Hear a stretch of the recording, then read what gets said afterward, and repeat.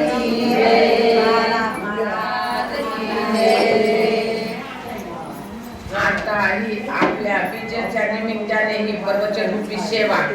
सगळ्यांना समुदाय पारायण केलं। पारायणाच्या निमित्ताने आजची ही सेवा माझ्याकडे आलेली आहे आणि खरंच आज तुकाराम महाराजाची पीठीच्या निमित्ताने आता हे प्रवचन आपण सगळ्यांना ठेवलंय आणि त्याच्यासाठी घेतलेला हा अभंग बीज जाळून केली नाही आम्हा जन्म मरण नाही आकाराशी कैसा ठाव हे प्रत्यक्ष झाला देव साखरेचा नवे उस आम्हा कैसा गर्भवास तुका म्हणे अवघा जोग सर्वा घटी पांडुरंग आकाराशी कैसा ठाव देहे प्रत्यक्ष झाला देव। आता मला माझे गुरु जशी पूर्ती देतात तसा सांगण्याचाही प्रयत्न करते ते सांगायचं। मग आज बीजाच्या निमित्ताने हा प्रवचन तुकाराम महाराजांनी सांगितलं की बीज भाजून केली नाही। खरंच आता तुकाराम महाराजाचा हा जन्म कसा झाला कसा नाही आपण बघितलेले काय गुरुबा काय करायचे वाई करायचे काय करायचे पहिले त्यांचे पुढं जात विशंभर बाग आणि तिथून पुढे मग तुकाराम महाराजाची 8 पुढे होती वारी करायचे ओलोबा काय करायचे वारी मग त्यांना लेकरूबा संतान काही नव्हतं आणि काही नसताना मग त्यांनी काय म्हणायचे 11 वर्ष वारी केली त्यांनी किती 11 तरी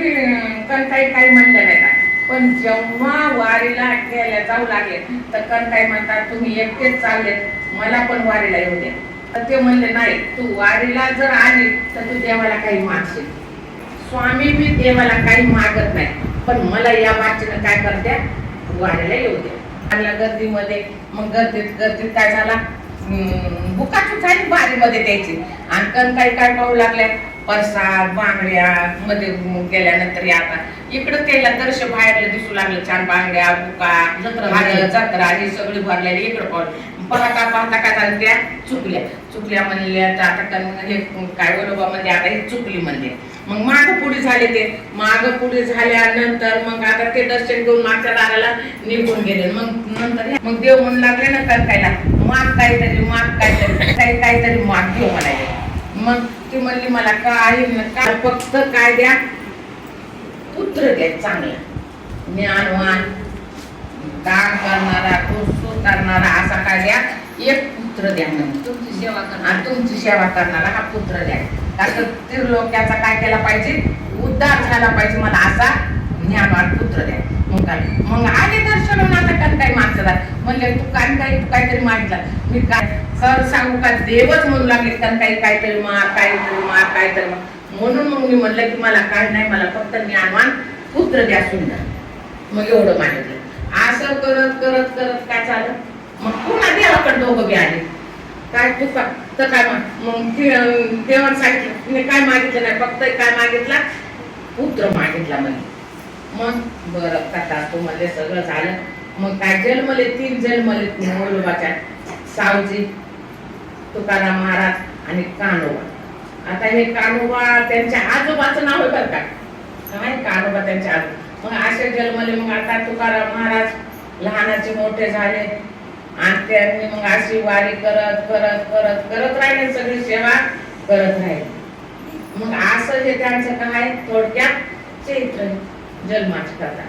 मग असं मग त्यांनी काय केलं गाथा द्यायला सुरुवात केली पांडुरंगाची आतो नाथ काय करायचे त्यांच्या पिढी जात आजोबा सुद्धा त्यांचे वडील सुद्धा काय करायचे पायी वारी करायचे कुठून देहू पासून ते पंढरपुरापर्यंत। आताच्या आपल्यासारख्या गाड्या घोड्या काही नव्हत्या पायी वारी होती अशी त्यांची 12 वर्ष पायी यात्रा झाली आणि मग त्यांना एक तप झालं तप झाल्यानंतर मग तुकाराम महाराजाचा जन्म झाला।